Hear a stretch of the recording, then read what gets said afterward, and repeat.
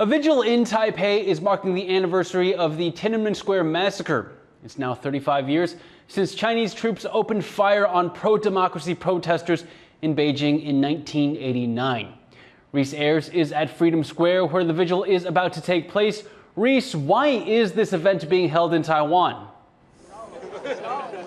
Well, Leslie, Taiwan may very well be one of the last places in Asia where memorial events like this can even take place. They obviously can't happen in China. Hong Kong used to hold annual events, but those have become impossible after a series of crackdowns and national security laws there. Just today, we heard from Hong Kong's leader, John Lee, who said that there'll be an increased police presence in the city and also warned of threats to Hong Kong's security. So now people gather here in Freedom Square in Taipei. One of the closest places to Beijing, where people can still publicly and safely express their grief and share their experiences. Taiwan holds this vigil every year on June 4th to remember those affected by the events leading up to and after the Tiananmen incident in 1989. Now, also this year, there will be a weeks-long art exhibition at the Chiang Kai-shek Memorial Hall there behind me, also to help keep memories of that incident alive.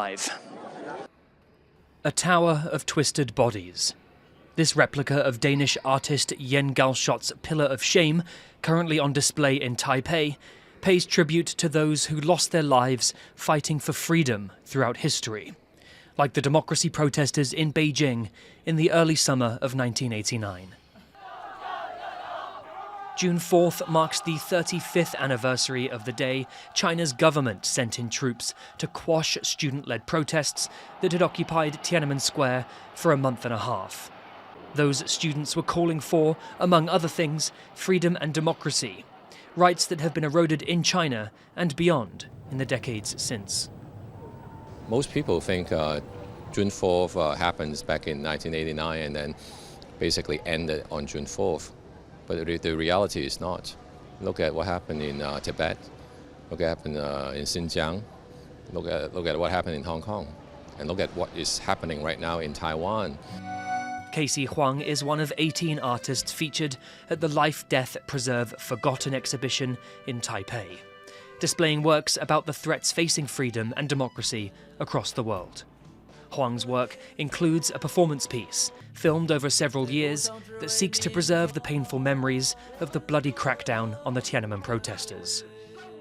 Every year on the eve of June 3rd and June 4th, I would ride a bicycle as if I'm the ghost from 1989, a messenger telling people that the People Liberation Army are coming to kill us and we should defend it. Huang fled Hong Kong for Taiwan a number of years ago, fearing for his safety as China tightened its grip on the once more liberal territory through a series of crackdowns and national security laws. I escaped Hong Kong and came to Taiwan because I'm searching for the freedom of artistic expression. Unfortunately, that is no longer possible in Hong Kong. As for Hong Kong's own Pillar of Shame statue, it was torn down in 2021, a symbol of Beijing's campaign to silence critics of the Communist Party. Now, Taiwan remains the only Chinese-speaking country to host significant public memorials and vigils in remembrance of June 4th, 1989. 觉得挺难得的，因为香港现在这些话题都不太能谈论了，现在都很敏感。台湾人很努力去守护住这些珍贵的民主还有自由。 The Life, Death, Preserve, Forgotten exhibition runs until June 13th at the Chiang Kai-shek Memorial Hall in Taipei. The same spot a massive vigil in remembrance of the Tiananmen Square Massacre will take place on the evening of the anniversary. Justin Wu, Sandy Chi and Reece in Taipei for TaiwanPlus. Now, that vigil I mentioned in the clip just there is set to take place right here, starting in about 30 minutes' time. We're going to hear from some Tiananmen survivors themselves and also from some democracy activists who are going to call attention to a range of issues, human rights issues regarding China. Now, in China, there's been an increase in security and censorship. That's typical government action around this time of year. As I mentioned, there used to be vigils held every year here in Hong Kong. But just in the last week or so, we've seen 8 arrests of people for simply posting online about the anniversary.